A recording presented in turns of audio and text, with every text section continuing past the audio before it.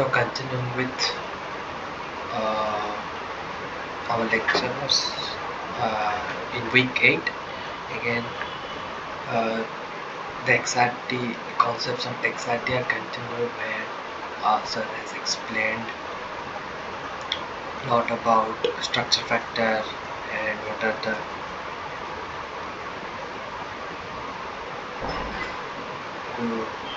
factors affecting intensity of X-ray peaks. So the effect of crystalline size and so on and so forth. He has explained now. So in X-ray diffraction phenomena, there it occurs when a wave encounters a series of regularly spaced obstacles, right? So which are capable of scattering the wave, and they have a spacing that are comparable in magnitude to the wavelength. So for diffraction to happen, two things we need. One, uh, obstacle, regularly spaced obstacles,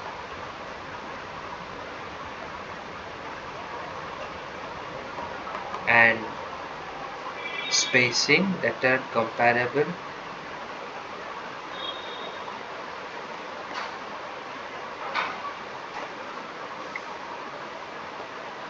in magnitude to wavelength of the wave which is interacting with the obstacles. This diffraction is basically a consequence of specific phase relationship established between two or more waves that have been scattered by these obstacles. For you like two waves are there, for example,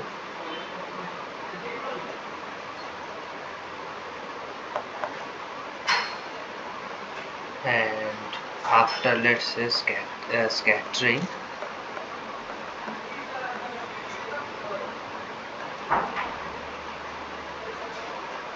this wave having wavelength lambda and amplitude a.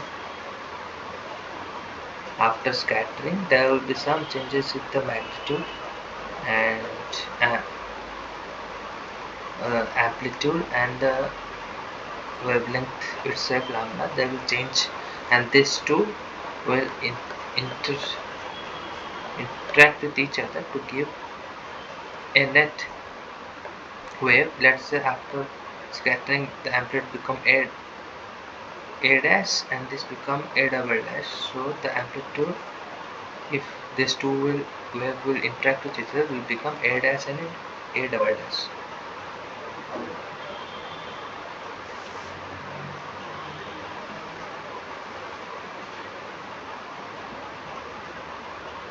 And what are all different changes will happen, there will be some phase relationship between the scattered waves, and this phase relationship will depend upon the differences in the path length.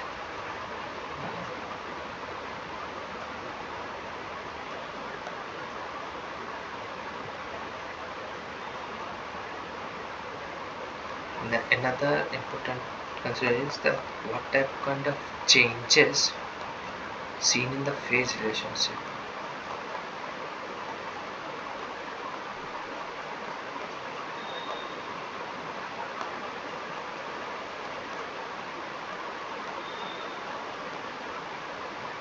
Differences in path length.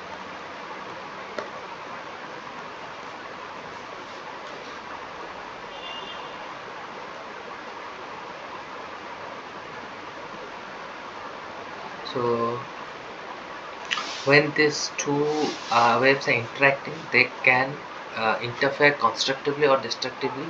The way the waves will interact, if the phases will be in such a manner, if it will be interfering constructively, then their constituent will just simply add up in constructive interference, and they will give a resultant amplitude which will be more than the parent wave amplitude. amplitude more than the parent wave,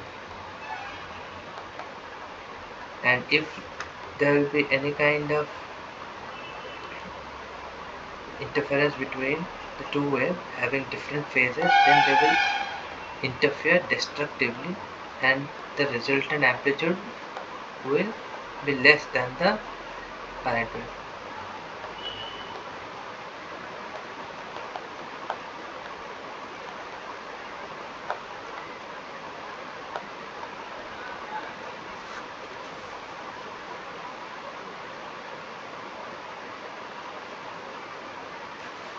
So this this diffraction concept is used in this so-called X-ray diffraction. So as we know, like the X-rays are form of electromagnetic radiation having high energy and short wavelength. X-rays, high energy, short wavelength, and what is the order of this wavelength? This wavelength's order will be that of atomic spacing for the solid. Order of wavelength will be of atomic spacings for solid.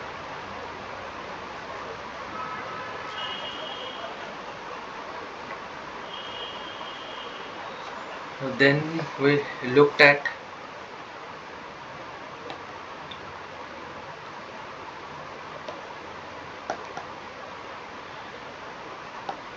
Bragg's law, which stated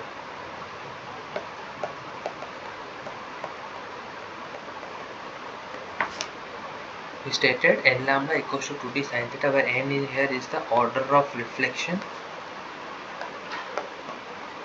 which may be an integer which is consistent with this sin theta, that like this sin theta shouldn't be increased more than 1. So here we have a simple expression relating the X-ray wavelength and the interplanar spacing to the angle of diffracted beam.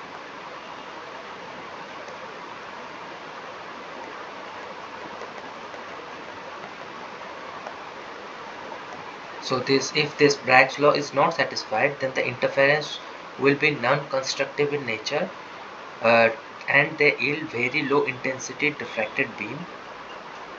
So this interplanar spacing is given by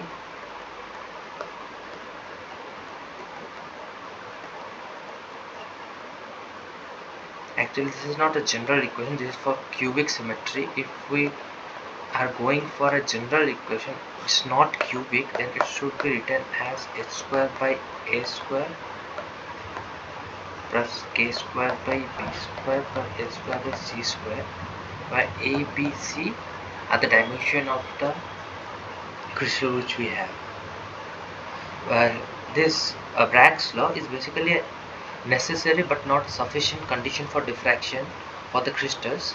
So it specifies when diffraction will occur for unit cells having atoms positioned only at the cell corner. So but let's say when atoms situated at other sides other than the corners, they act as extra scattering centers, which produces out of phase scattering at certain Bragg angle.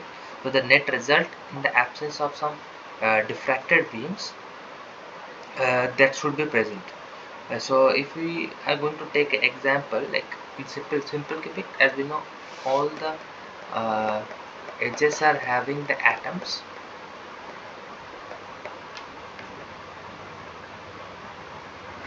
So as I told, for if there is any different atom present other than this edge atom, then they contribute to a reduction of the intensity. Let's say we consider a BCC, where an extra atom is present at the center of the unit cell.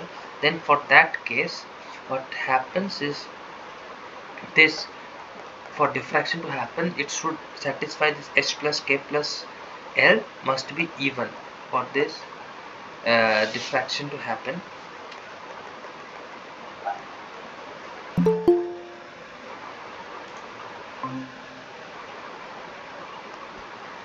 And if we consider FCC, then this HKL all must be either odd or even.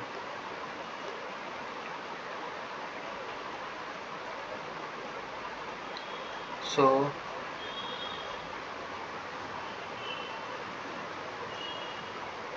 for cubic crystal,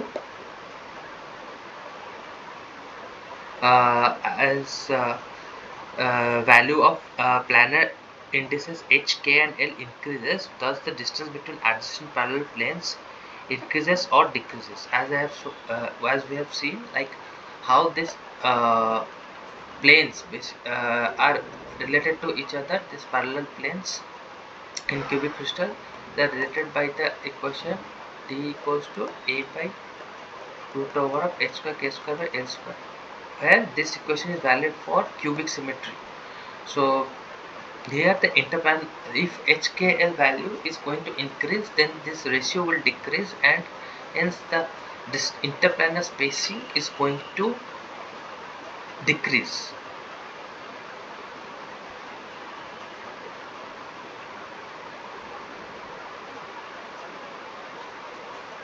So for BCC iron, compute the interplanar spacing diffraction angle for 220 plane, where the lattice parameter is given as for iron 0.2866 nanometer. It is given that the radiation is monochromatic, having wavelength 0.1790. So we have to find out the interplanar spacing and diffraction angle here. So to find out the interplanar spacing,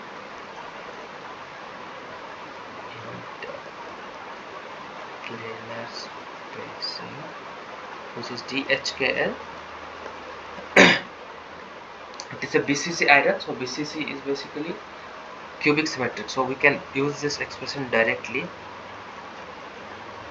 A by root over of h square k square bar plus l square, where A is given as 0.2866 nanometer and HKL is given as 220. So 2 square plus 2 square plus 0 square.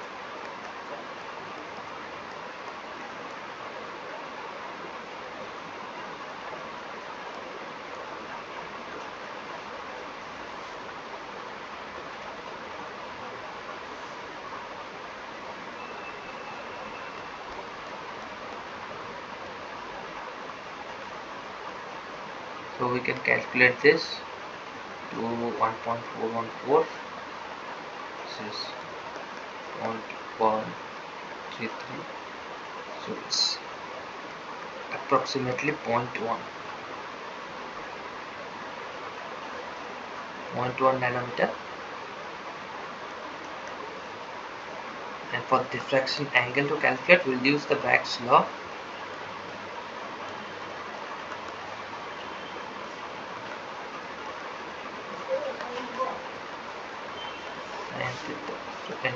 By 2DHKL.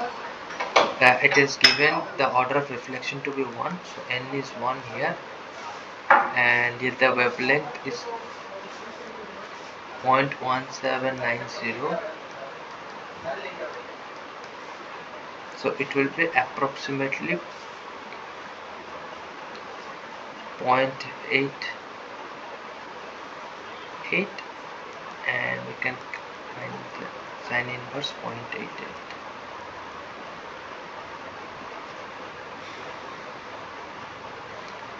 And here we are asked the diffraction angle, and the diffraction angle is given as 2 theta, so the answer should be 2 times this sine inverse point. Diffraction angle is given as 2 theta.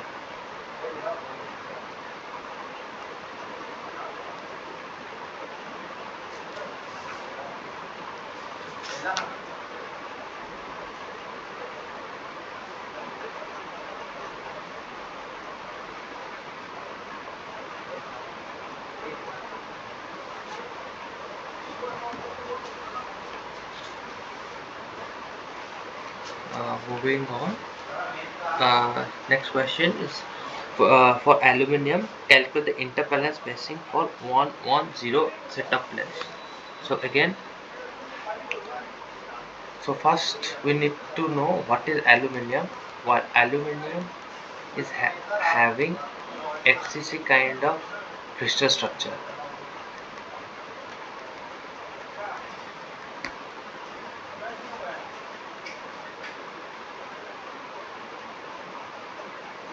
So accordingly for FCC we have to calculate this lattice parameter.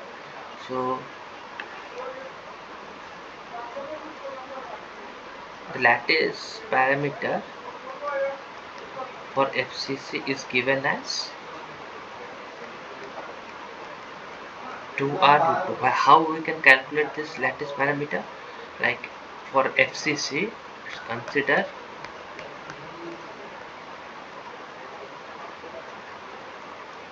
this is one atom, this is another atom, and this is another atom. So here the atoms are having a radius A,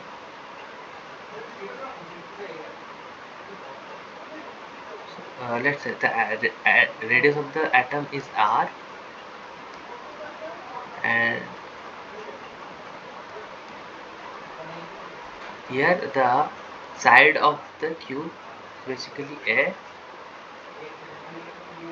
So here we can say 4R is this length of the diagonal. Here there are 4 R's, right? 1 R for this atom, 2 R for this atom, and 1 R for this atom. And what is the length of this line? Is basically diagonal of this square. Calculate this line A. So this line is root over of A square plus A square, right? So root 2A.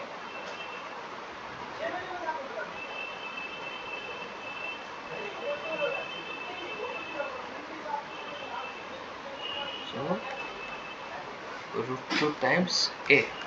So A is given as 4R by root 2, which is nothing but 4 root 2 2R. So 2 root 2R. So that's how you get the lattice parameter. Then so here to calculate this lattice parameter, A equals to 2R. Atomic radius is given as 0.1431. This 1.414. If you calculate this, we'll get A as 0.4 around, and interplanar spacing for 110. So interplanar spacing is given by, as it is again cubic symmetry, so we can write directly it as A by root over of h square k square plus l square, which is equals to A we find out 4. It's not exact calculation. We can calculate using calculator, just approximation. So root over of h1, k is 1 and l is 0. So 0.4 by root 2. So around 0.29 nanometer. Why nanometer? Because here the atomic radius was nanometer, so A was in nanometer, so D dimension will be nanometer. Moving on to next question. Determine the expected diffraction angle for first order reflection from 310 set of BCC chromium when monochromatic radiation of 0.0711 nanometer is used. So we have to calculate a diffraction angle. So diffraction angle, like from Bragg's law, we'll calculate the theta and diffraction angle is given as 2 theta. So we need to find this 2 theta. So for 2 theta we need this theta, and theta will get from Bragg's law. 2d sin theta equals to n lambda, right? And so calculate, we already have lambda and d. Why we will calculate this d from this? We can calculate this d from this set of planes, and it is given first order reflection. So n is 1 for first order reflection. So this d will be a by root over of 3 square 1 square plus 0 square. So here it is given BCC. So how we will calculate this a for BCC? So for BCC,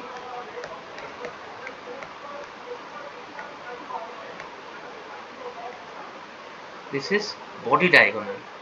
So what is the value of this body diagonal?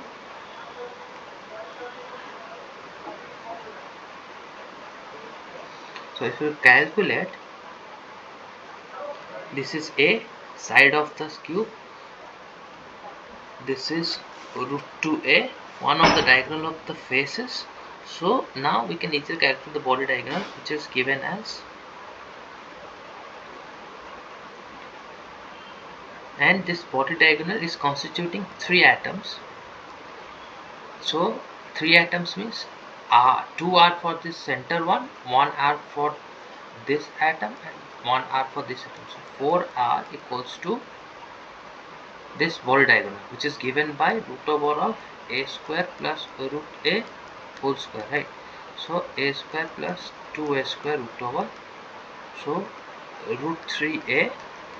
So a is given as 4 by root 3 r.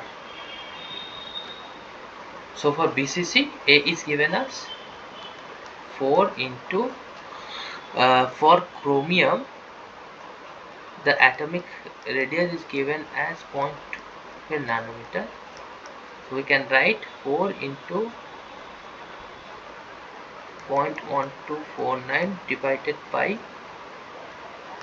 root 3 into 1 by root 10. This is nearly 1.7. So we will get a value approximately 0.09 nanometer.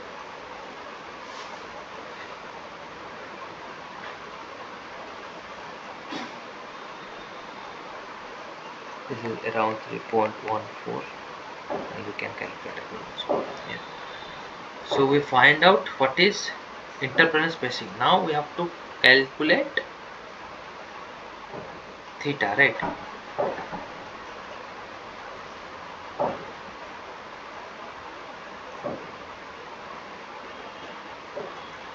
So sin theta equals to n lambda by 2 d, which we calculated the first order reflection. So n will be 1, lambda is given as 0.0711,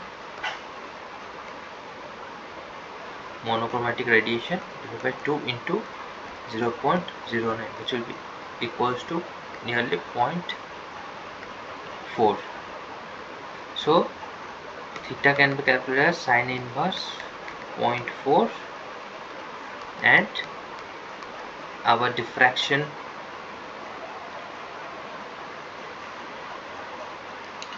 angle will be given as 2 theta, which will be 2 sin inverse 0.4,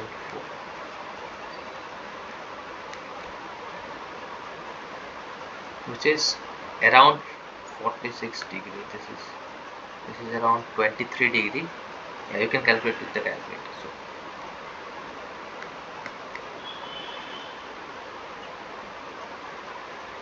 next question, for alpha iron, compute the interplanar spacing for 111 and 211 plane. So again, alpha iron, to calculate the interplanar spacing, what we need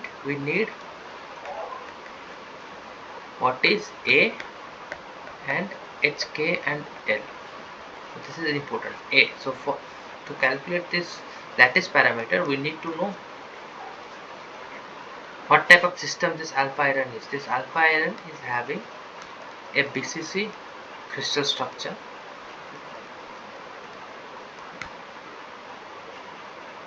and what else we need to calculate this A? The A will be having dependence on the atomic radius, and for alpha iron atomic radius is given as 0.1241. So these two things we need to know to calculate the interplanar spacing. So now, as I have calculated it for BCC, this interplanar spacing is given as 4r by root 3. So it can be easily computed now. The D for 111 plane will be given as 4 into R will be 0.1241 divided by root over of 1 square plus 1 square plus 1 square. 4 into 3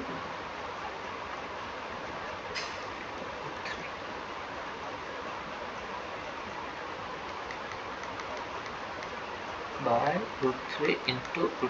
This will be 3. So it will be approximately 0.65.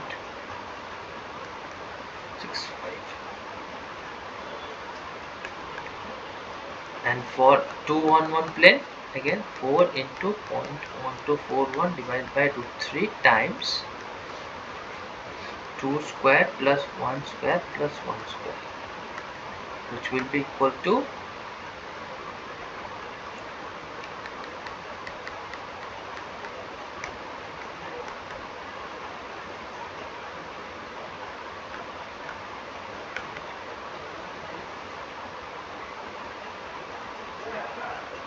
around 0.129.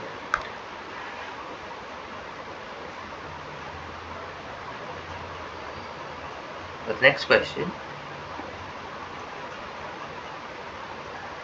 the metal rhodium has an FCC crystal structure. So, if the angle of diffraction for 311 setup plane occur at first order reflection 36.12 degree when monochromatic X radiation having wavelength of 0.071 nanometer is used, we have to calculate interplanar spacing, that is D, and what is will be the atomic radius for rhodium, that is R. So what all information we have first order reflection, that is n equals to 1. We have theta 36.12 degree, that is 2 theta basically, because diffraction angle is given and we know the diffraction angle is 2 theta, so theta will be half of it, 36.12 by 2, and we have the wavelength 0.0711. So to calculate first the interplanar spacing for FCC crystal, we know the relation between A and R, right? A equals to 2 root 2 times R. From that we can easily calculate the atomic radius, R as A by 2 root 2. So first, to calculate the interplanar spacing, D equals to A by root over of h square k square plus l square. Here A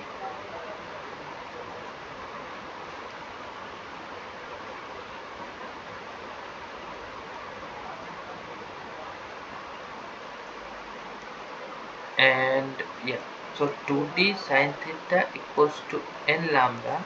From here we know the theta and we know lambda n, so we can calculate D. D equals to, here n is 1, lambda is 0.0711, and divided by 2 times sine theta, theta is 36.12. So with the help of calculator we can calculate this value and we'll get a value of around 0.1147 nanometer, and we can put this here to get the value of A as A equals to D times root over of a square k square by a square. Here HKL are 311, so 3 square plus 1 square plus 1 square times, which is nearly equals to 0.38 nanometer. So we found the interplanar spacing,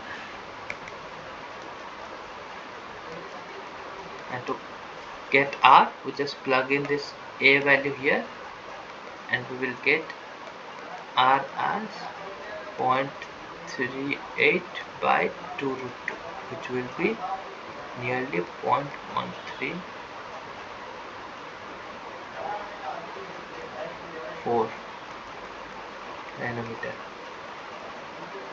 So the atomic radius of rhodium is found to be 0.134 nanometer, and the interplanar spacing for 311 set of plane is found to be 0.1147 nanometer. Moving on, we have we have FCC. For the BCC again we have to calculate for 211 set of planes the interplanar spacing D and atomic radius R. So first, to calculate this interplanar spacing 2, we will plug it in Bragg's law. 2D sin theta equals to n lambda. It's given first order reflection, so n is 1, so d equals to 1 into the wavelength is given 0.1659 divided by 2 into d is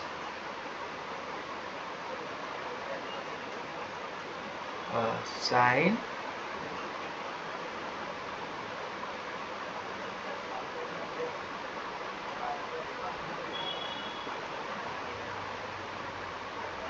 okay, here the angle is missed actually.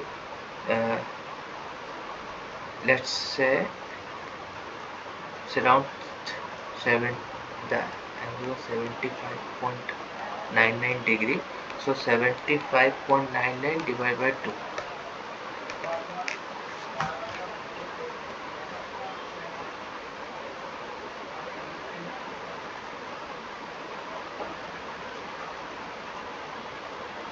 This is equals to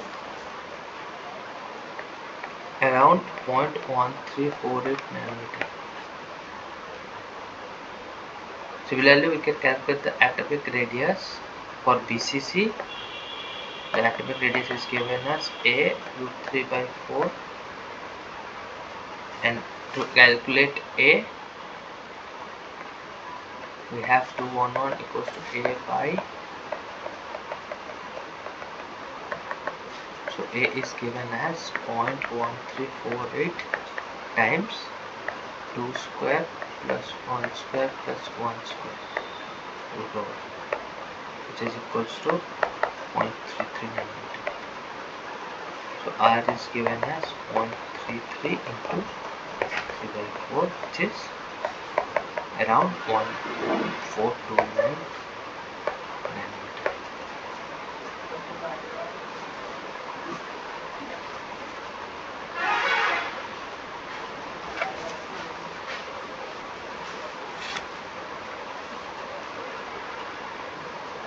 So for which set of crystallographic planes will a first order diffraction peak occur at a diffraction angle 44.53, that is 2 theta equals to 44.53 for FCC nickel, when monochromatic radiation having wavelength 0.145 0.42 nanometer is used. So we have to calculate here what will be the possible value of H, K and L.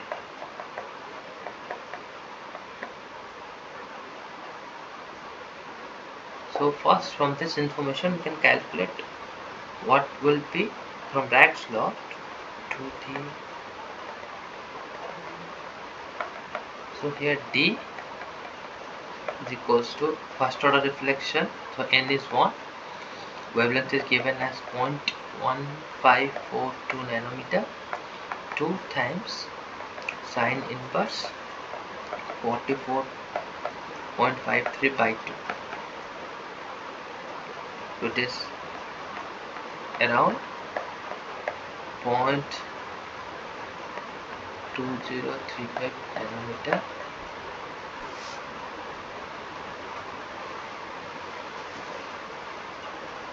So as nickel is given as FCC, so for that we have the relation between A and R as 2 to R, and A is given as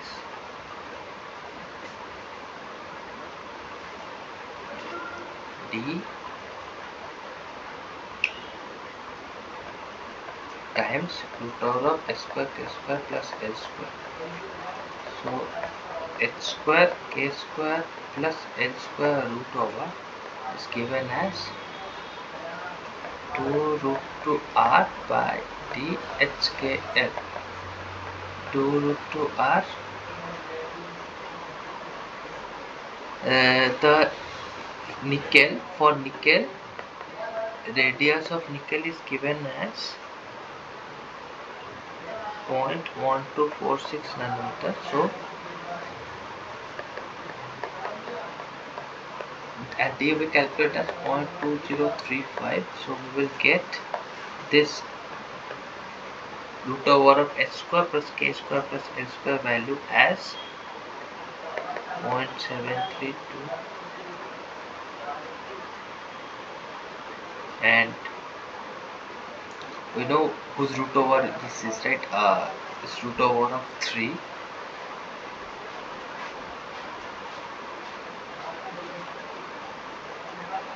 So H square plus K square plus L square equals to 1.732 square, which is nothing but 3.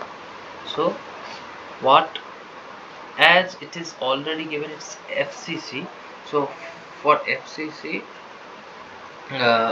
when we have diffraction, when all of them either even or all of them are odd, right?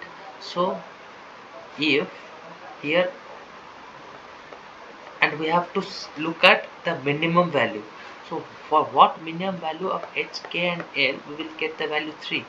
So if it will be, because let's say 0, 0, 0, 0, we are not going to get 3, right? So minimum value we have to take either it's even or odd. So for HK value to be 1, you can easily see, right? If H will be 1, K will be 1 and L will be 1, 1 square plus 1 square plus 1 square, we can easily get 3.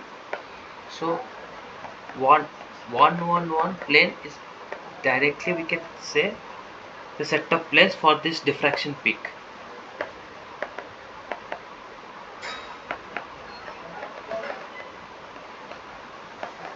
So let's say we will say we have to make this 3. What are all other possibilities is there? We can have 2, 1, 0, we can have 1, 2, 0, or this value is like 0, 1, 2, and family of these planes. But this here we can see it's a mixture of even and odd, which is not possible in FCC case.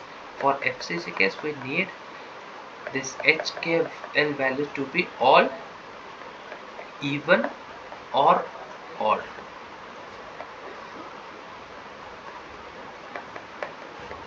To get diffraction.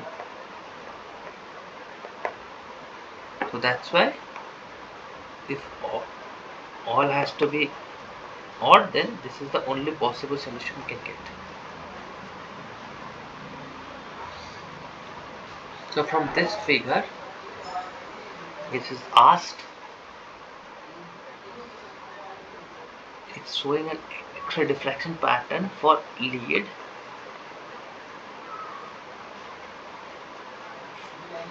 whose wavelength for observation is taken as 1.1542 nanometer, and here each diffraction peak is indexed. We are asked to calculate the interplanar spacing d for each planes. So we calculate for one, accordingly we can infer how to calculate the other peaks. Let's say we'll calculate for 111. So d11 is given as n lambda by 2 sine theta. This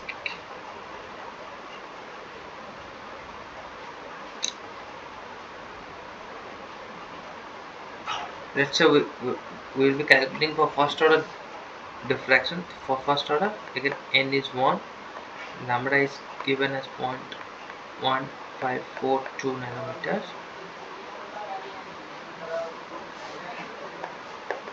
divided by 2 times sine.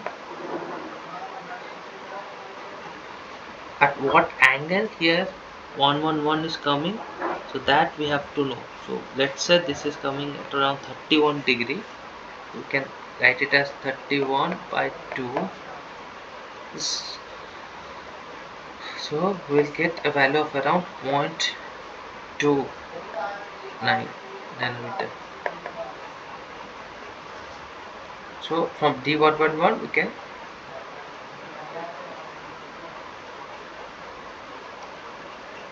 calculate the A as D111 root over of 1 square plus 1 square plus 1 square, 0.29 times root 3, around 0.5 nanometer. Similarly, we can calculate for other planes. Like we'll have to see this 2 theta value, and we have to take the theta from that, and we can calculate the d, and from that we can calculate the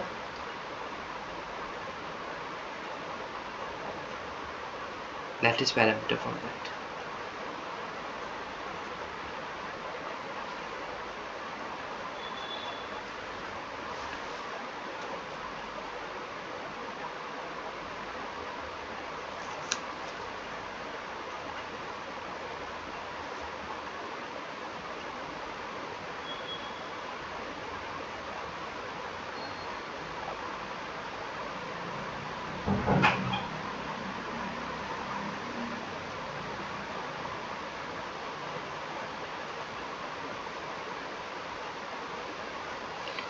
The diffraction peak shown in this figure are indexed according to reflection rule for FCC.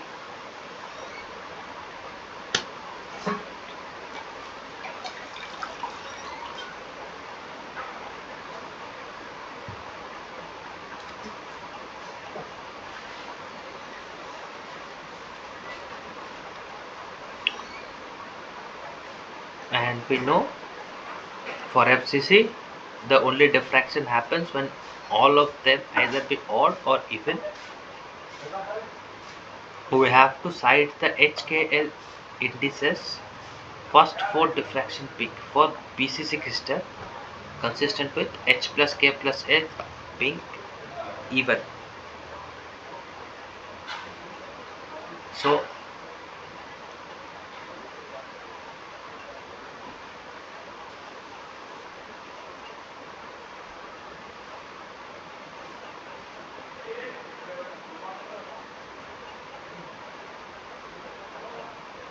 for H plus K plus L to be even, this, let's say we consider 1 plus 1 plus 1, 111, this sum is 3, right? It is odd, so it will not contribute to the diffraction for BCC crystal. 200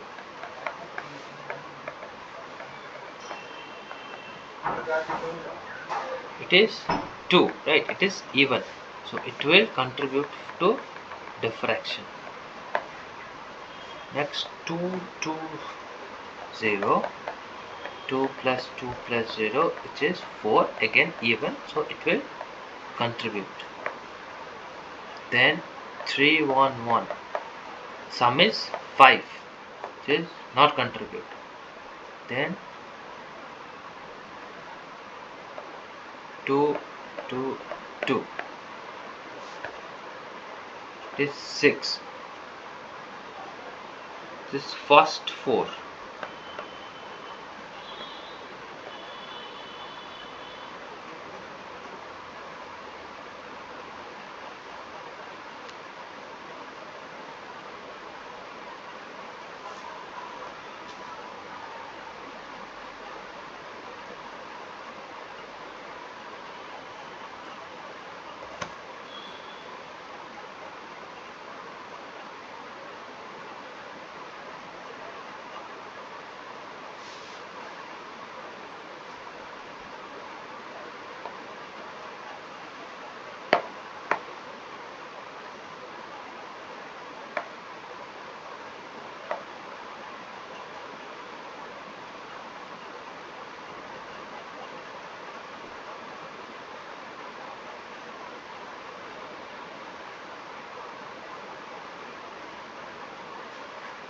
So for BCC 222, whether it will give the diffraction or not?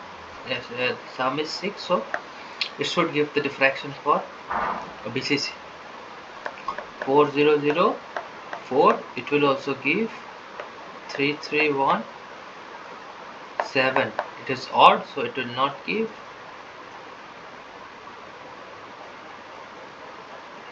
420, it is 6. Again it will give, and 422, it is 8. It will give. So first 4 having the less value, like 200, it is less. 4 1 2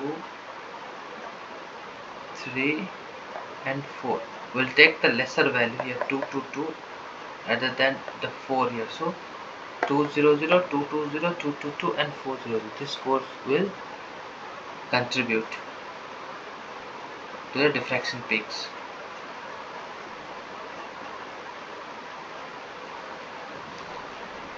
Next question. This figure shows first 5 peaks of X-ray diffraction pattern for tungsten, which has BCC crystal structure and monochromatic X radiation having wavelength of 0.1542 nanometer. So we have to index it, and we have to determine the interplanar spacing for each of the peaks,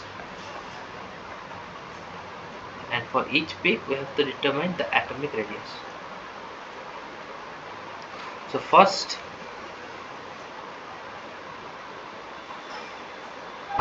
as W is BCC crystal structure, so only those peaks will occur for which H plus K plus L will be even.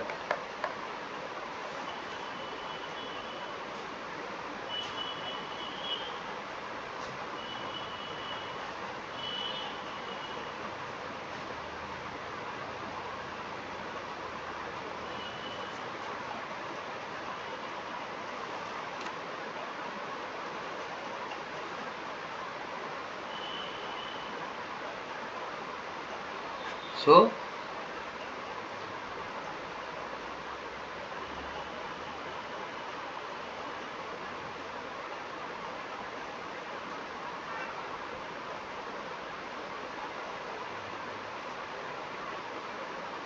if we'll consider 100 family of plane, here the sum is odd, so it will not contribute. So next 110 plane, in the family of 110 plane, which includes 101, 011, so all here, so the sum of this is 2, so this is even, so this will contribute to the intensity. So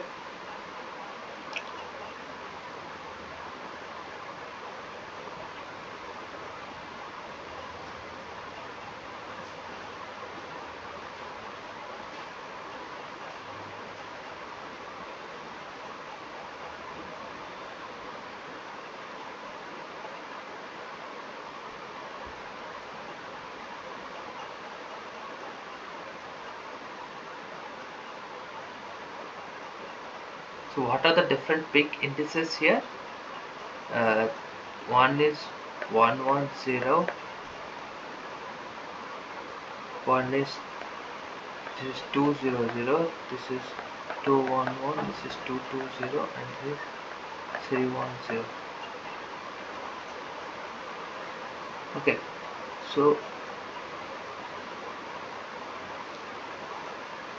what about 200? 200 is odd. 211, it is, see here we can see all are even, so all are even, that's why it is coming in the X-ray diffraction pattern. Otherwise it would not have come, because it is a BCC crystal structure, right?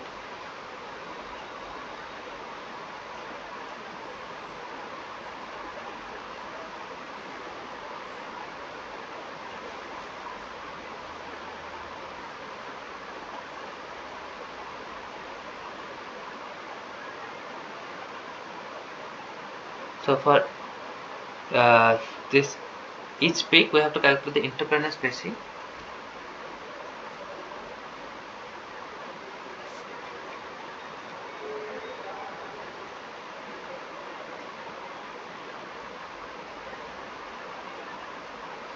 So calculate for one, like 100, again from Bragg's law it is given as L lambda by 2 sine theta.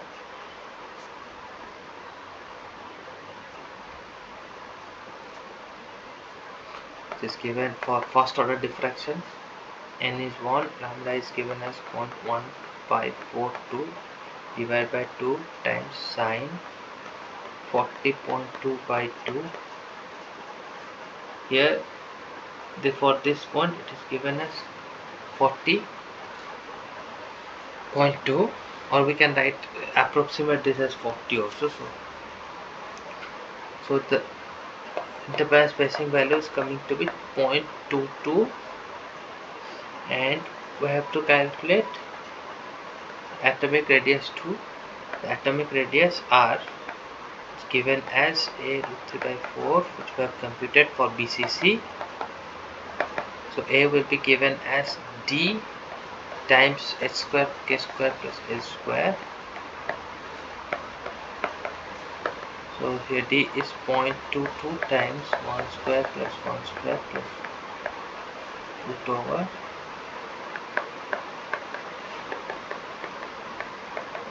times root 2 times root 3 by 4, which is nearly equals to 0.137 nanometer. So again we can calculate similarly for 200, 211, 220, 310.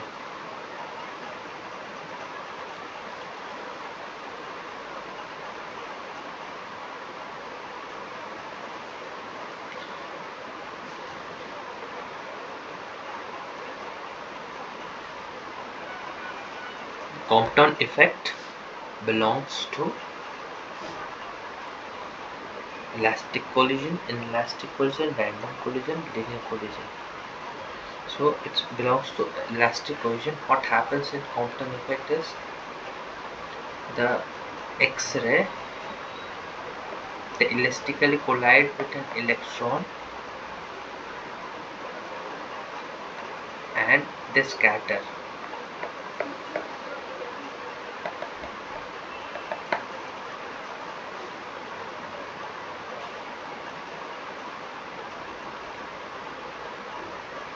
And after elastic collision, what we used to do, we will conserve the momentum and energy, and we used to find the constant wavelength.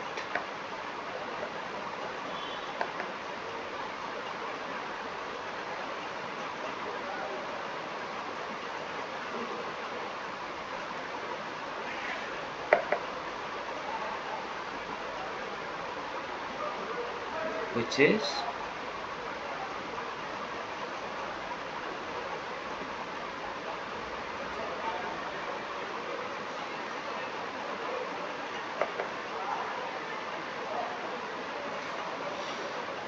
given as h by c 1 minus cos theta, where this difference in wavelength coming from the initial wavelength, difference of the initial wavelength of the X-ray and the final wavelength of the X-ray, and this angle is basically the angle between the incident X-ray and the reflected X-ray. Angle between incident and reflected X-ray.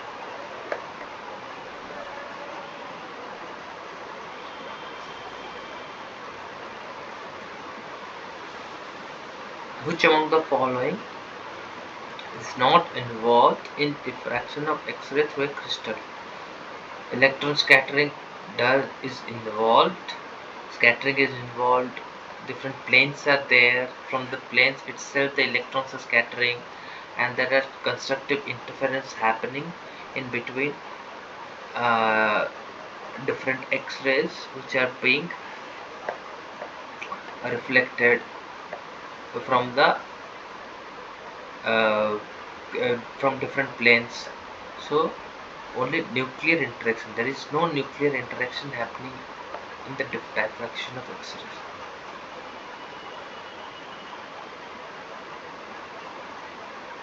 X-ray diffraction can only be applied to solid crystalline materials.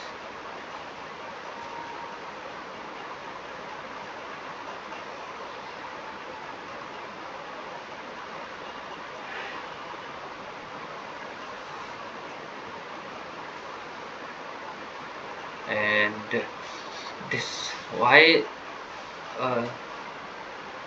this is so, because of the periodic arrangement in the solids which we have.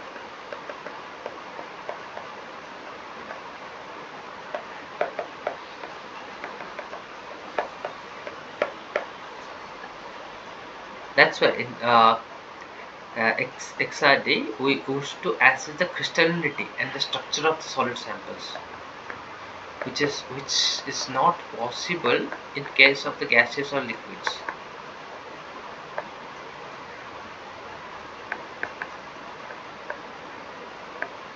And this we can get this information because of the periodicity of the solids which they have. Because of that only we can get the crystallinity information and structure information of solids by using this XRD technique.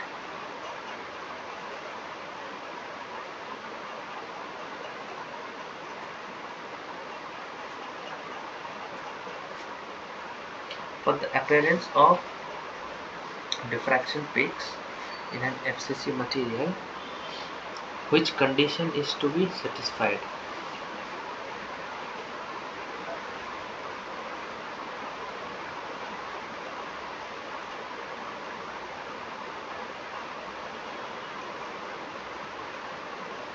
This FCC material, we have HKl should be unmixed, like either this HKl all are even or all are odd. then only we'll get diffraction peak. And for this H plus K plus L, when they are all even, then we get diffraction peak for BCC material. This is for BCC material.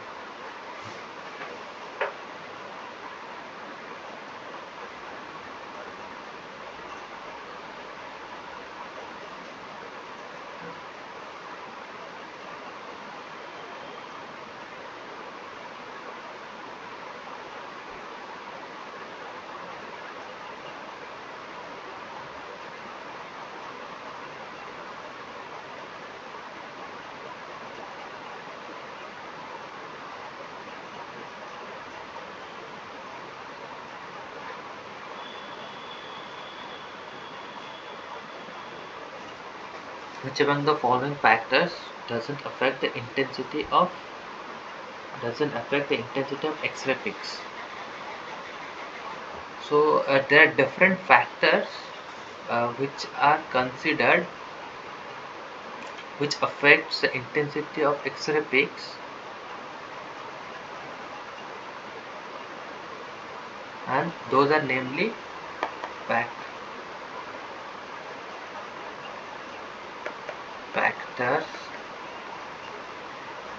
affecting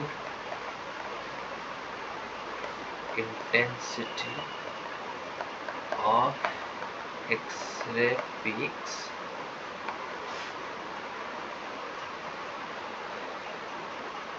First is polarization factor, second structure factor,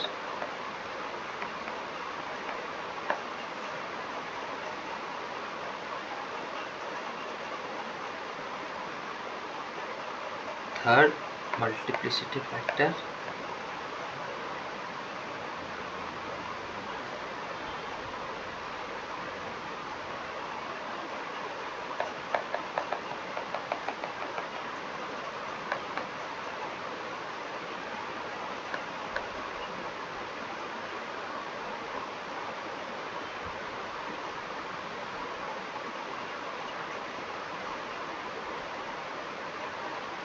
fourth Lorentz factor,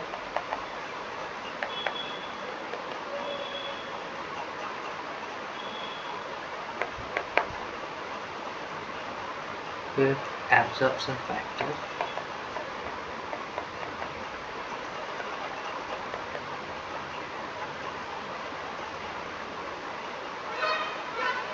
and sixth temperature factor.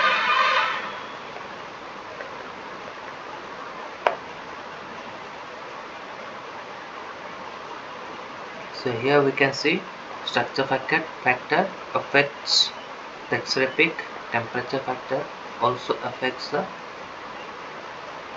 X-ray peak, absorption factor also affect the X-ray peak. Only this glancing angle that doesn't affect the intensity of X-ray peak, so this will be the answer.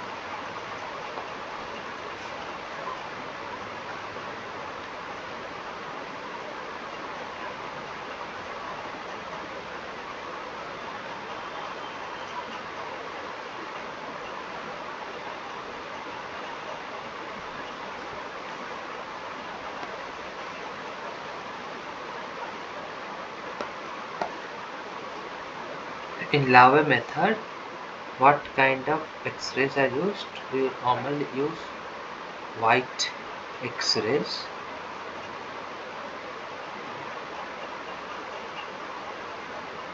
So these two options are cancelled. We don't use monochrome X-rays in Lave method. So this will be the answer.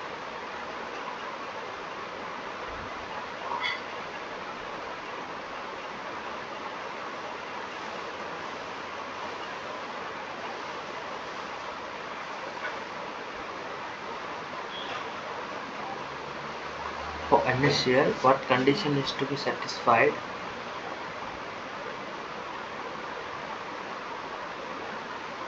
For the value of the structure factor to become 0.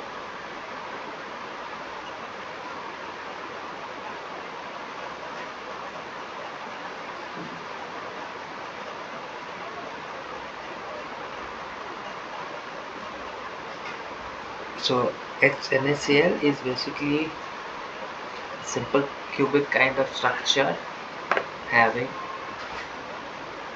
sodium at the corners and chlorine in between the sodium atoms.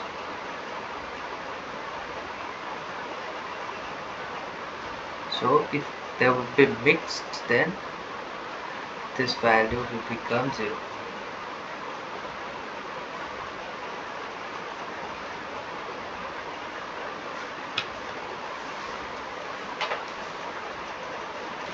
So first, like how this structure factor is given. The structure factor is given as F equals to sum over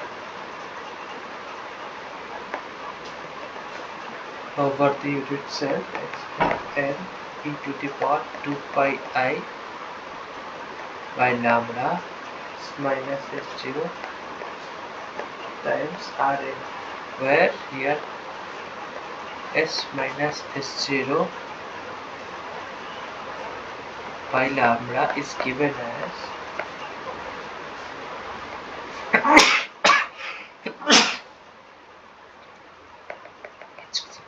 HKL into HP1 plus K plus L, and Rn is given as A1 PNA2 plus W3, or simply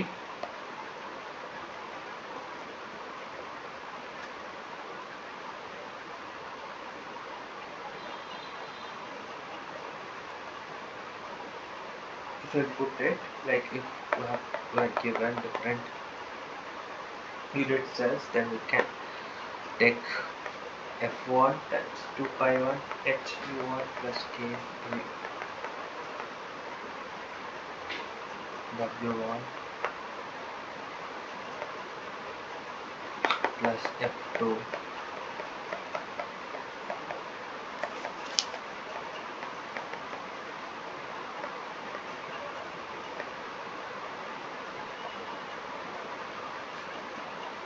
and so on.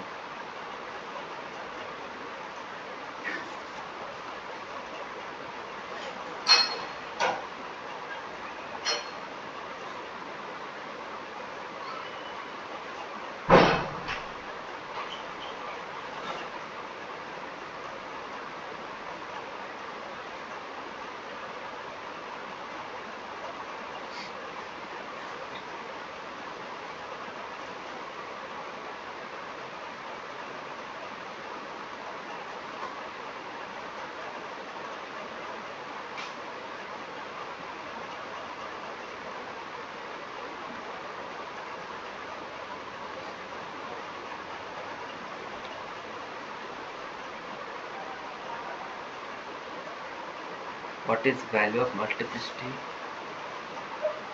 factor for 111 family of planes in cubic crystal system?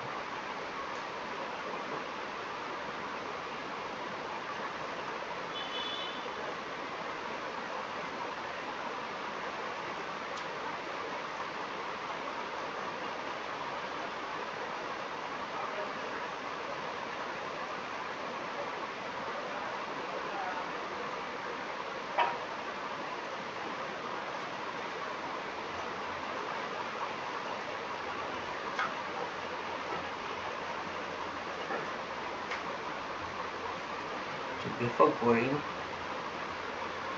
to multiplicity factor, let's define this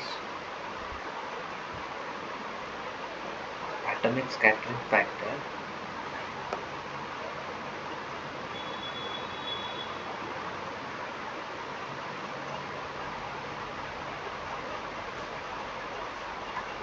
So atomic scattering factor is given as it is used to describe the efficiency of scattering of the given atom in particular direction, right?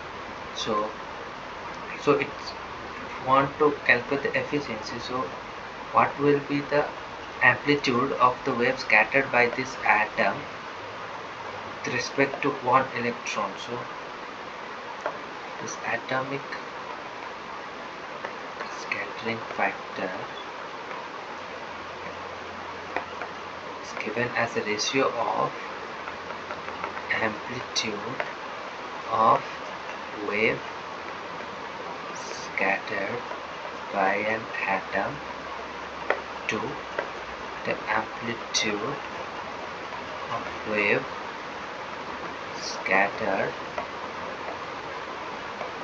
by one electron.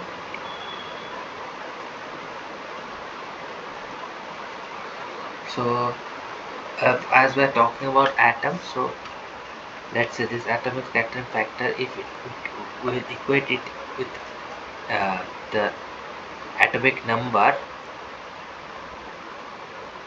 so then how it will affect when it is having some angle. Let's say it is scattered in forward direction or with some angle.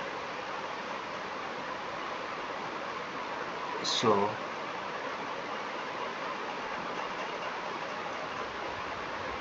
the way X-ray is scattered from an atom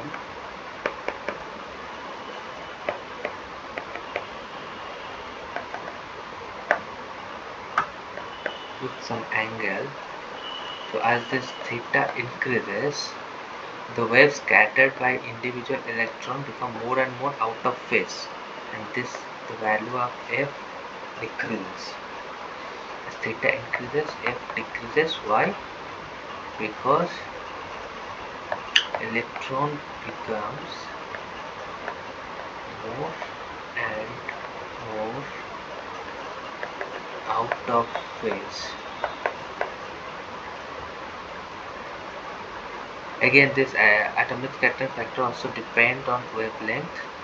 Let's say we fix this angle of scattering, then this F is directly proportional to wavelength. If we have a lower wavelength, then this atomic scattering factor will be lower for that wave. Why so? Because the lower wavelength, for the lower wavelengths, the path difference will be larger relative to the wavelength.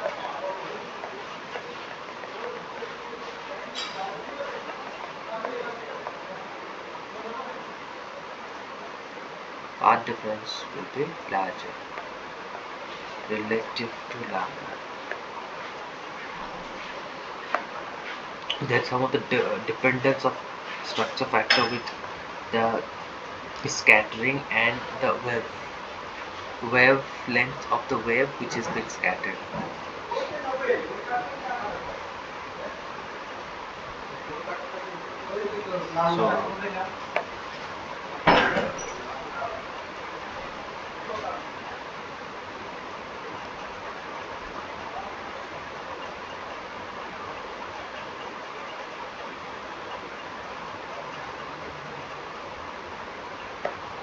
So when an incident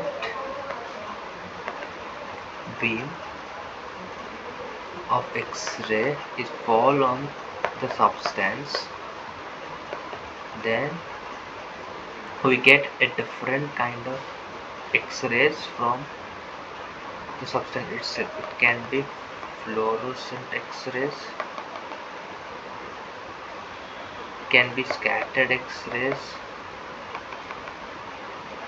can be directly transmitted without being deviated much. It can be given out as heat also, and it can also give out electrons from the substance itself. So when electrons are being scattered from the X-rays, then what kind of thing we can get? We can get photoelectrons, we can also get OJ electrons, we can also get Compton recoiled electrons. And from the scattered X-rays we have either coherent or incoherent X-rays. coherent means the whatever X-rays we are providing same with same phase and wavelength, the X-ray being emitted unmodified from the system. And when it is incoherent, we say it is Compton modified, that is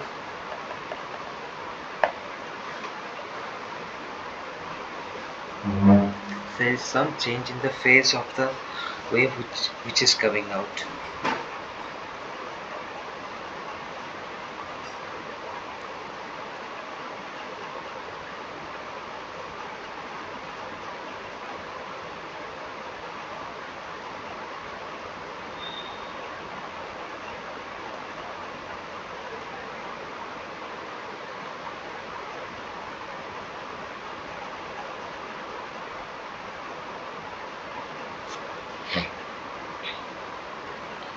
So these are all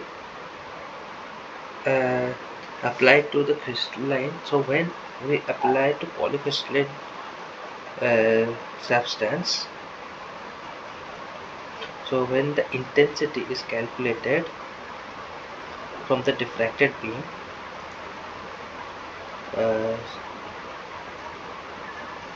those are affected by certain factors,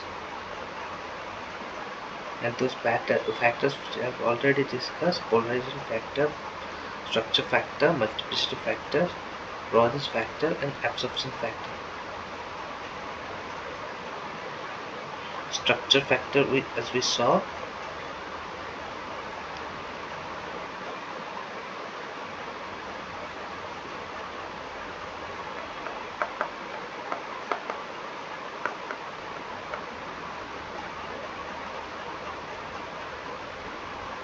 this is given by F, and for different systems we can calculate this F value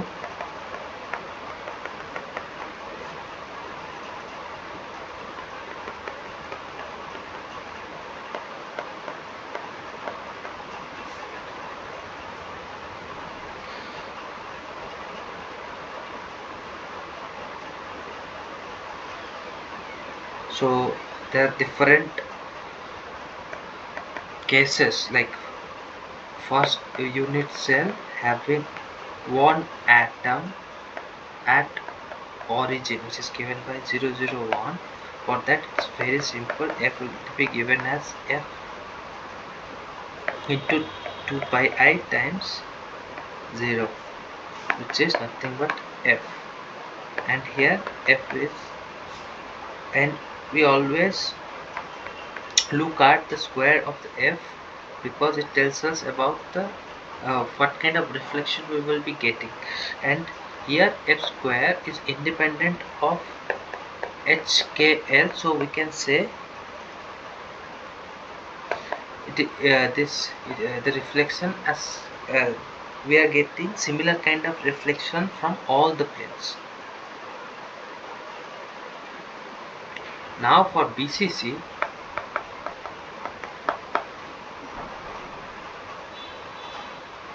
in this unit cell we have atoms at two positions, 000 and half 0. For this we'll calculate the structure factor as 2 pi I 0 H0 plus K0 U and L as 0 we put in the equation of structure factor, and we will get U V W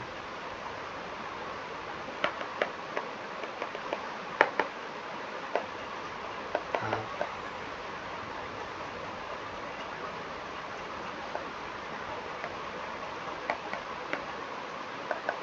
half 0.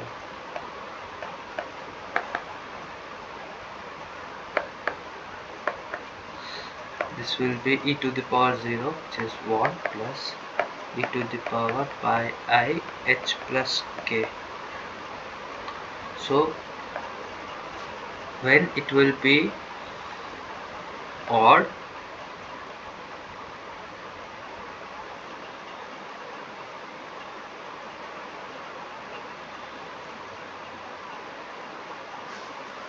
so when e to the power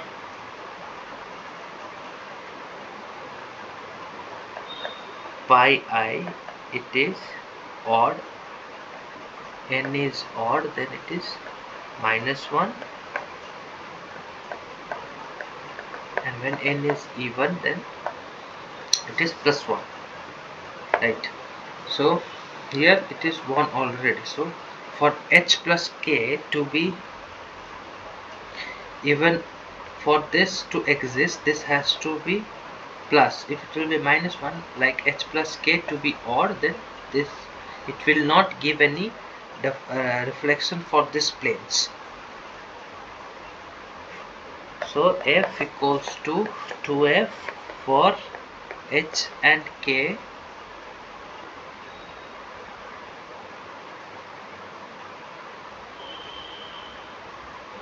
to be unmixed, either both odd or even, then only we'll get the value.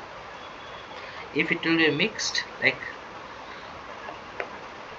1 2, then even and odd, either of them will become, if even and odd, then it will give us a value of odd, and for odd this will become -1 and there will be no reflection, become 0.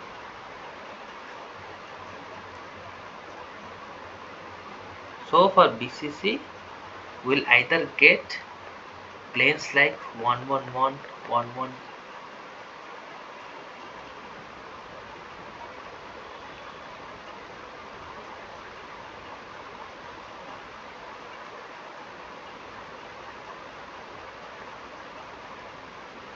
2 1 1 3,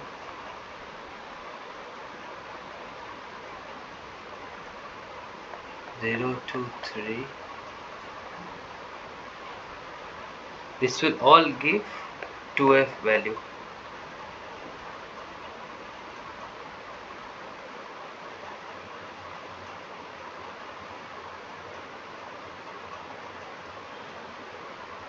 And examples like 0 1 1, 0 1 2, 0 1 3, they have a 0 structure factor and they are symmetrically absent from the diffraction peaks.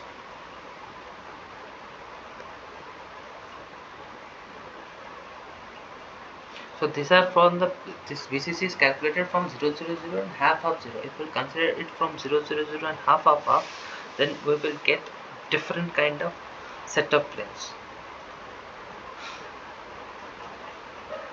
So, and why we're considering 2 atoms in BCC? Because in BCC per unit cell we have 2 atoms.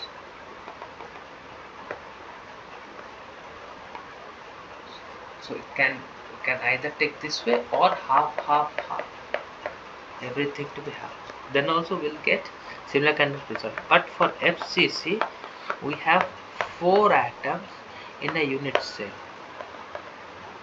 So what kind of combination we can choose? We can choose 0 0 0, half half 0, half 0 half, and 0 half half. And then to calculate structure factor, then f times e to the power 2 pi I 0 to the power 2 pi I h by 2 plus l by 2, or k by 2 to h and l, and we get a combination for l and k.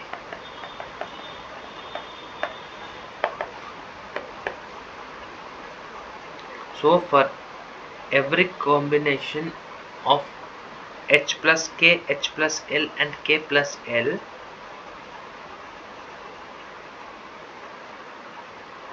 if this h, k, l are unmixed,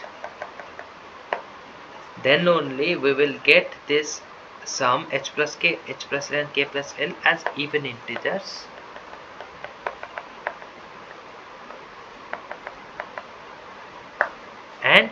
For this we'll get a value of 1 and this will not become 0,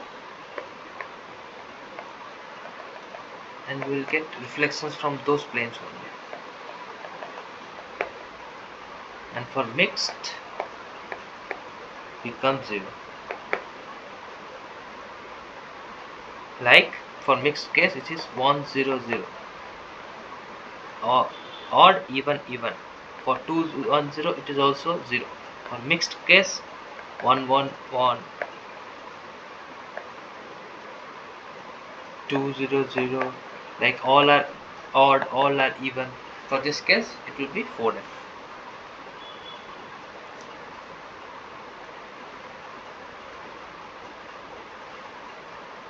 Similarly, after structure factor, multiplicity factor,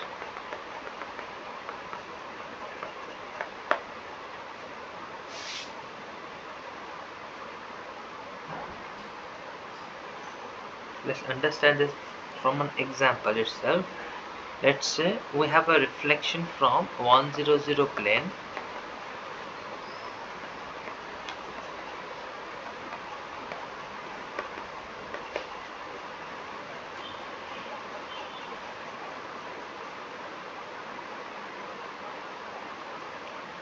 The crystals will be oriented in such a manner that 1 0 0 plane, in 1 0 0 plane diffraction will occur. So other crystals having orientation 0 1 0 or 0 0 1, these are the family of planes of 1 0 0, and in those family also we will get the diffraction. So this, from these planes, these are part of the diffraction cone, and will get diffraction from all of these planes.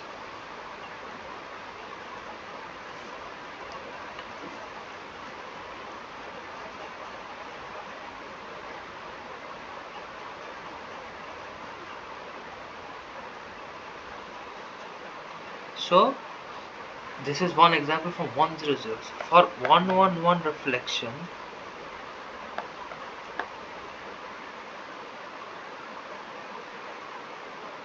there are 4 set of planes of this form which have same spacing but different orientation, like 1 1 1, it can be 1 1 minus 1, it can be 1 1 1 minus 1 minus 1, and 1 minus 1 1.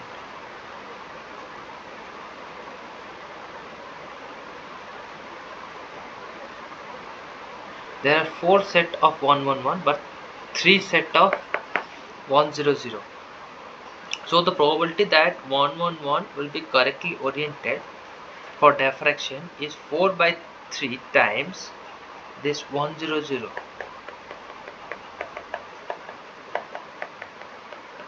from the 1 0 0 plane. So the intensity of 1 1 1 reflection will be 4 by 3 times the intensity of 1 0 0 plane, keeping other things same. So the relative proportion of HKL planes contributing to same reflection, that enters the intensity equation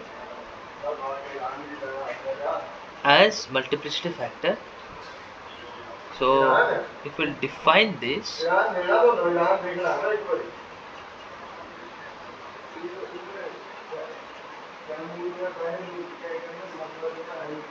so multiplicity factor can be defined as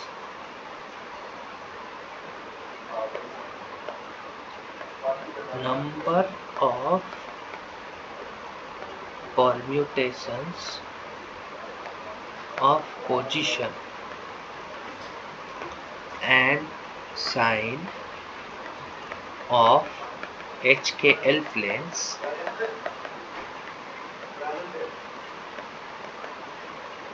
having same interplanar spacing and structure factor. So the parallel planes with different Milli indices are counted separately as different planes. They yield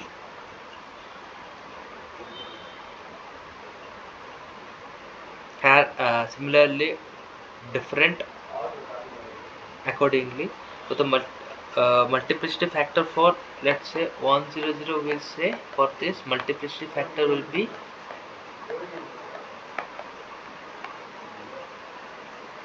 6, and for 111 it is 8.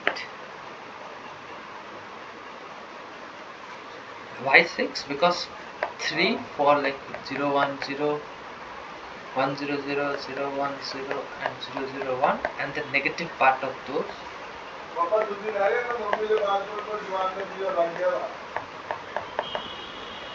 That's why 6. 111 similarly can do.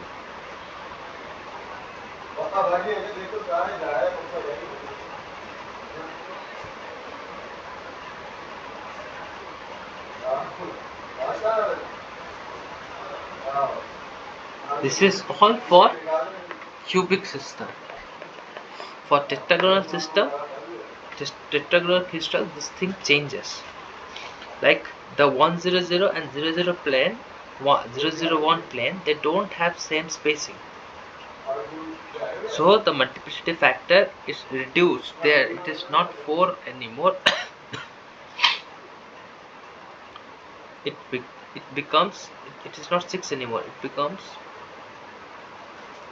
4. Like 001 will be different and 100 will be different.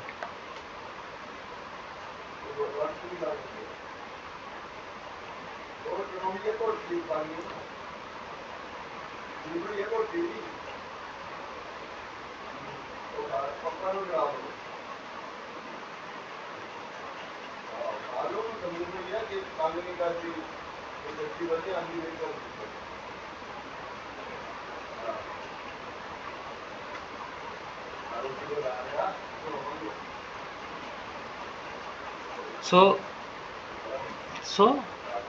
using those concepts, we can calculate the multiplicity factor for 100 plane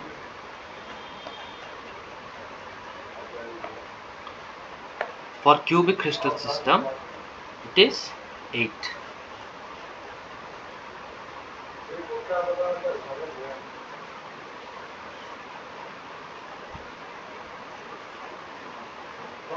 We can calculate how many planes are there. 1, 1, 1, 1, 1, minus 1, 1, minus 1, 1, minus 1, 1, 1, then minus 1, minus 1, 1, 1, minus 1, 1, minus 1, minus 1, and all minus.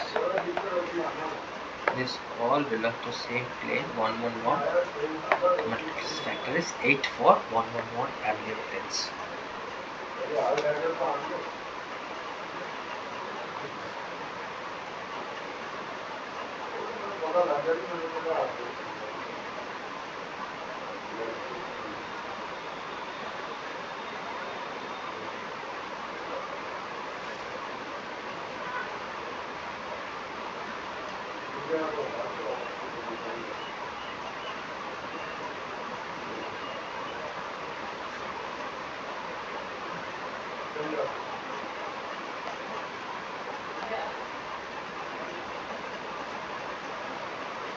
So next question, Serre equation can be used to calculate.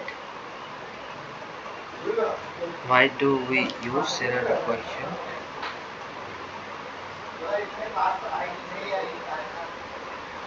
It's used to calculate the crystallite size. The equation is given as C lambda by B cos theta, where we can say B can be written as square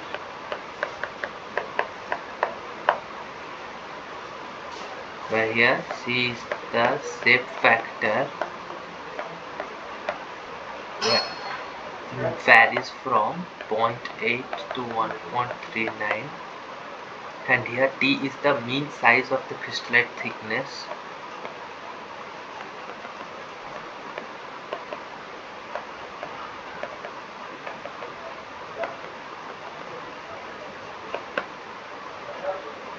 And here lambda is the wavelength of the X-ray and theta is the Bragg angle.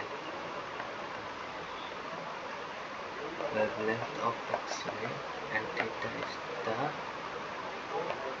Bragg angle, and here B is the full width at half maximum. FWHM of peak corrected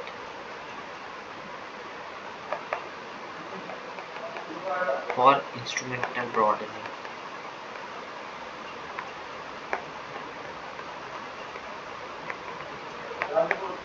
Here BM and BS are the full width half maxima of sample and standard sample FWHM of sample and the standard FWHM value.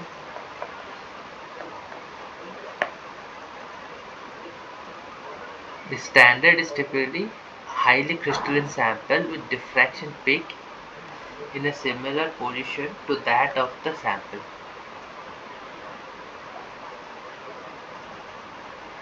This method is useful for plate-like crystal with specific shear planes. So the peak width can give the thickness of the crystallites perpendicular to the plane, and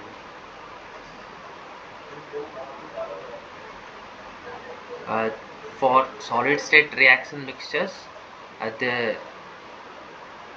it becomes more crystalline on heating. The X-ray diffraction peaks will become more narrower. So we estimate the size of the nanoparticle using this formula.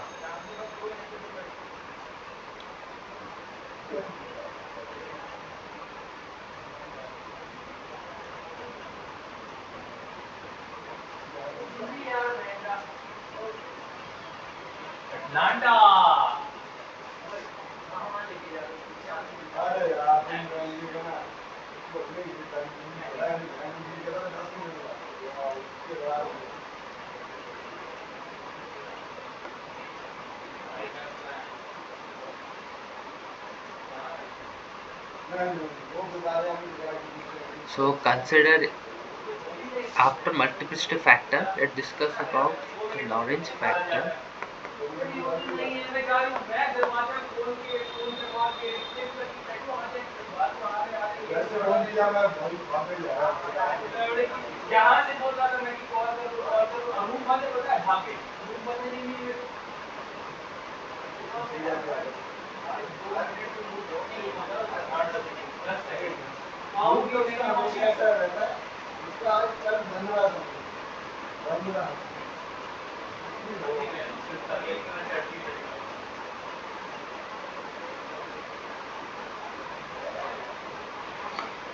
There are three factors which were considered and combined, which eventually comes under Lorentz factor.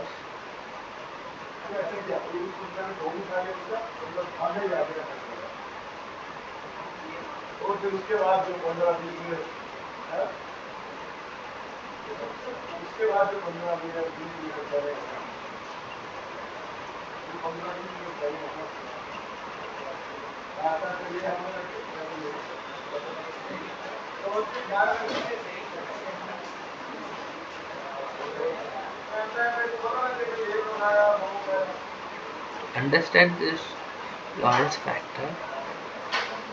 Let us suppose a narrow beam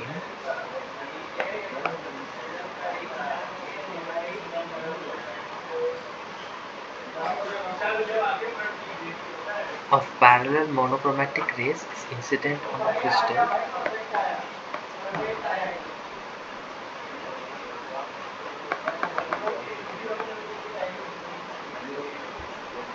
and the crystal is rotated at a uniform angular velocity about a point, about an axis, and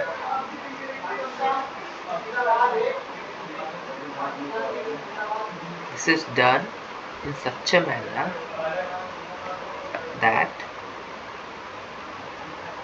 a particular set of planes should be parallel to the crystal surface, passing through the angle, Bragg's angle, and the Bragg's law will be satisfied.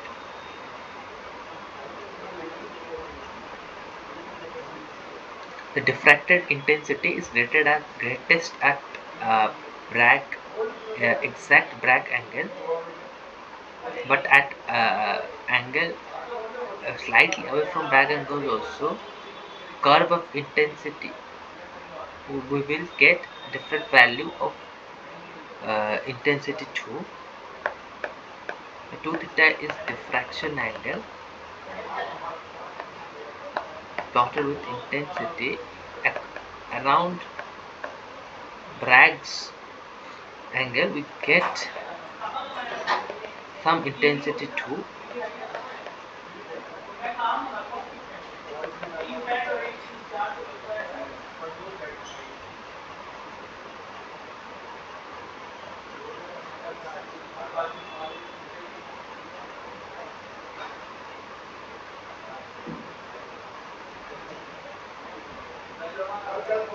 If all the diffracted beams which are sent out by the crystal when during rotation through the Bragg angle, they are received on a photographic film or in detector, total energy of the diffracted beam is measured.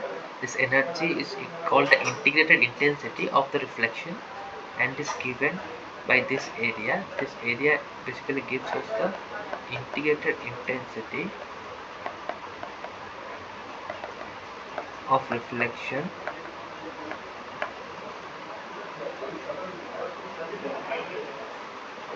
this integrated intensity depends on the particular value of the Bragg's angle involved, keeping all other variables constant. And to consider this, we need to consider two aspects: one, maximum intensity, and the breadth of this curve. So when the planes of scatterers make an angle equal to the Bragg angle with the incident beam, the Bragg's law is exactly satisfied and the intensity diffracted in direction 2 theta b is maximum. But some energy is still diffracted in this direction when the angle of incidence differs slightly from this Bragg angle, and the total energy diffracted in 2 theta b direction as the crystal is rotated through the Bragg angle is given by the maximum intensity. So this maximum intensity depends on the angular range of crystal rotation over which energy diffracted in 2 theta b direction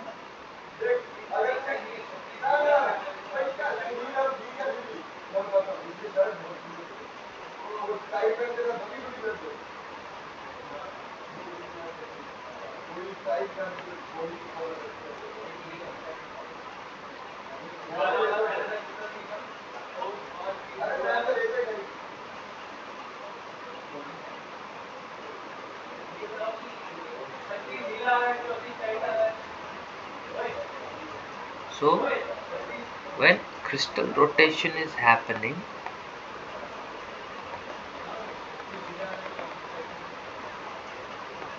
so when deviating a little bit from the Bragg's angle,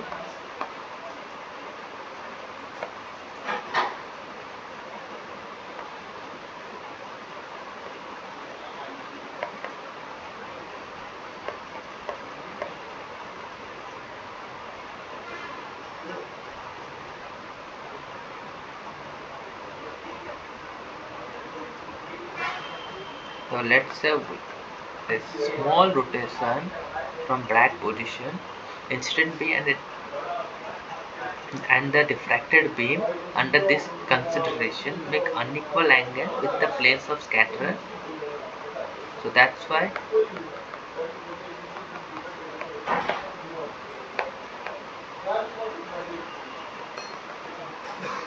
we get two angles, theta 1 and theta 2.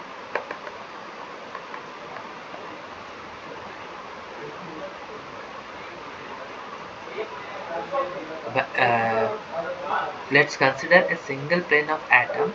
Since the rays scattered by all of the planes are in phase with the corresponding rays scattered by the first plane. So here A is equal to atomic spacing in the plane,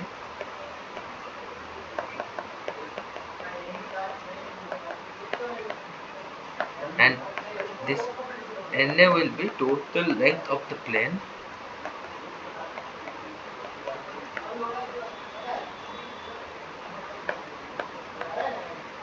Difference in path length from 1 dash to 2 dash scattered by the adjacent atom.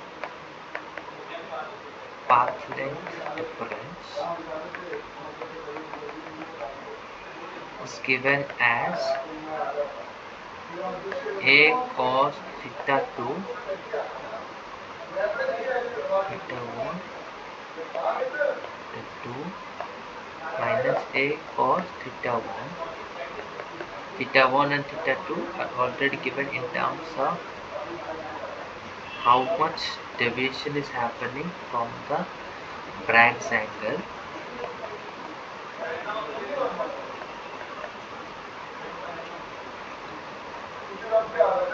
This we can write cos C minus cos T and putting the formula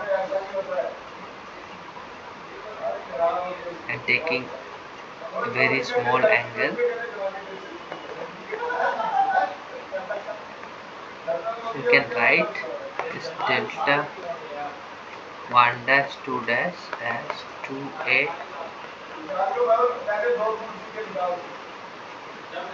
and the path difference between the rays scattered by atoms at either end of the plane is simply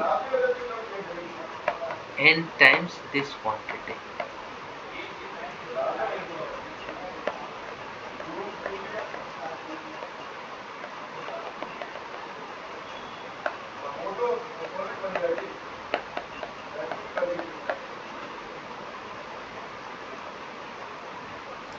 When the rays scattered by two end atoms are one length out of phase, the diffracted intensity will be 0.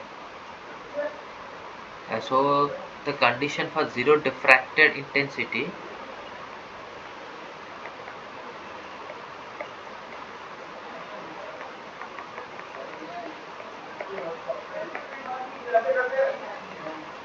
given as 2Na delta theta sin theta b equals to lambda.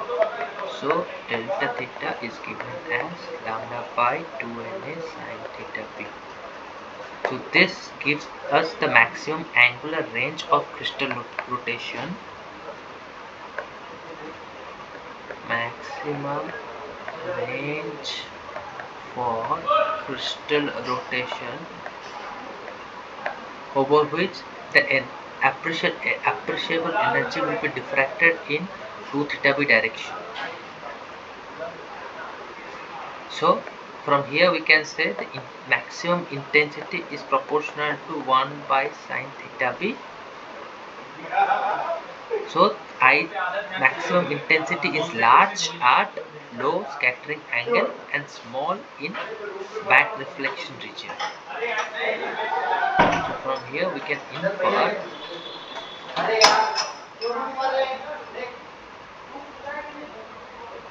that maximum intensity is large at low scattering angles and small in back reflection region.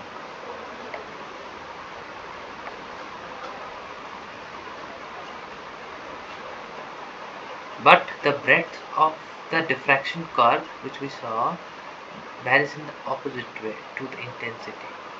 It is larger breadth of diffraction curve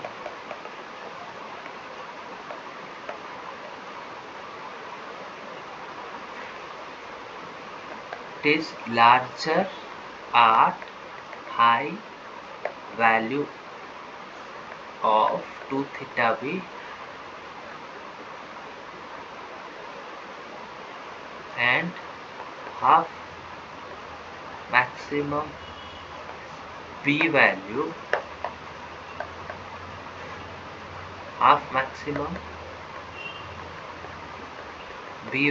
is proportional to 1 by cos theta b.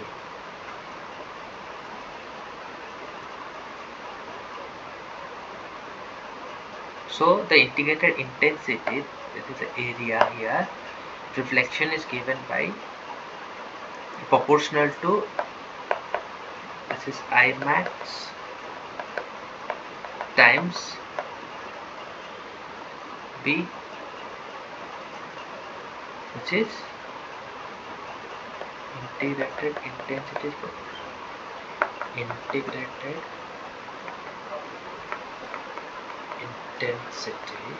is proportional to I max b, which is proportional to 1 by sin theta b times cos theta b, which we can write proportional to 1 by theta b as sin 2 theta equals to 2 sin theta times cos theta. So like when a crystal is rotated through Bragg angle, the integrated intensity of reflection is greater for large and small values of 2 theta b.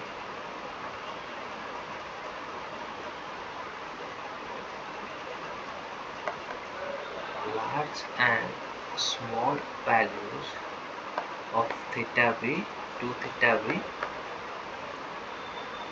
integrated intensity is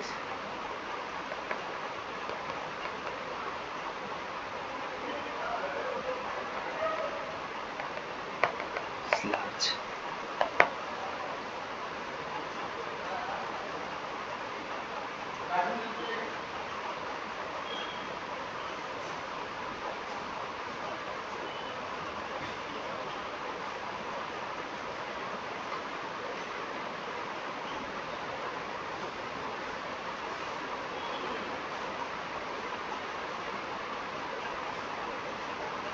These are all for crystalline diffraction. For polycrystalline diffraction, there is another geometrical factor arises because the integrated intensity of reflection at any particular Bragg angle that depends on the number of crystal oriented either at that angle or near to that angle. So this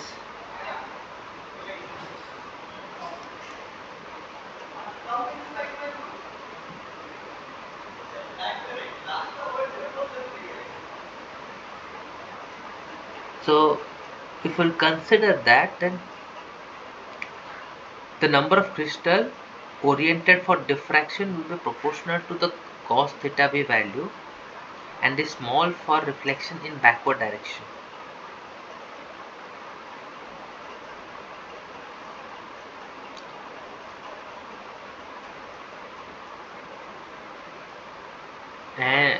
And this is another case for while considering the polycrystalline diffraction.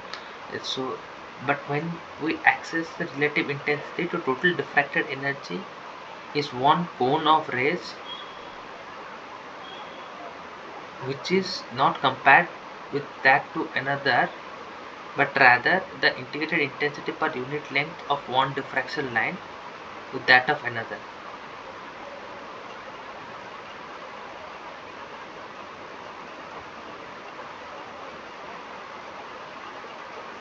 So there are three things which comes into consideration. One from device error method, one from the powder diffraction, and one by rotation of the crystal. So the Lorentz factor is basically the combination of all three.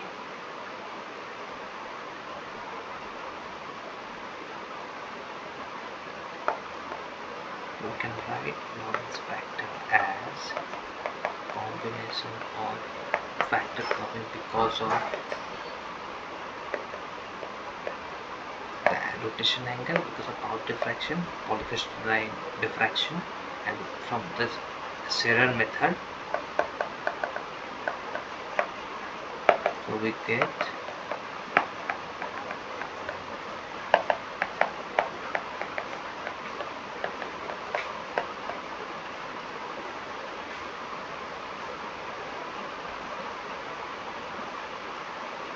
and when it is considered with polarization factor, it is given as half of 1 plus cos square 2 theta. Then we get Lorentz polarization factor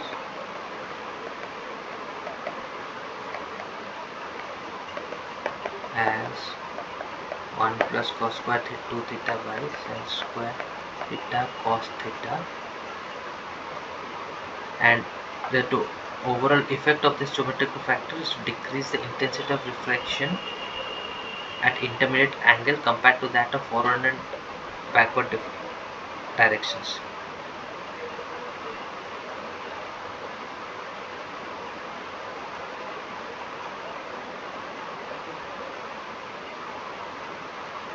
So after Lorentz factor, absorption factor,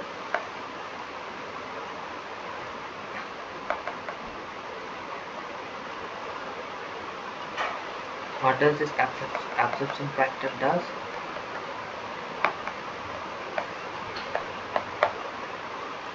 Allow when we introduce this absorption factor, it allows for this effect in intensity calculation. It is a number by which the calculated intensity is to be multiplied to allow for the absorption. It is a number by which the calculated intensity is to be multiplied to allow for absorption.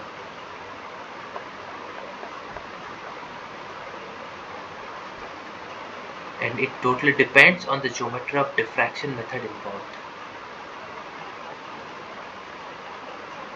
Next, in temperature factor,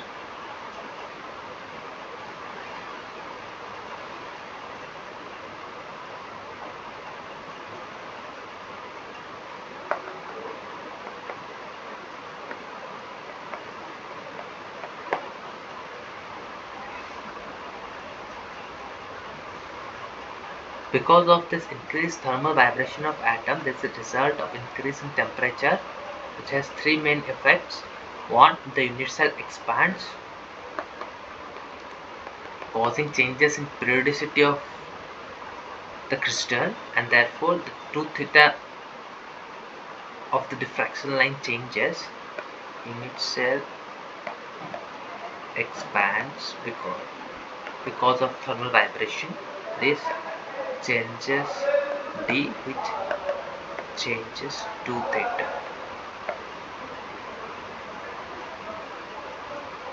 and because of this the intensity of diffraction line decreases. Intensity of diffraction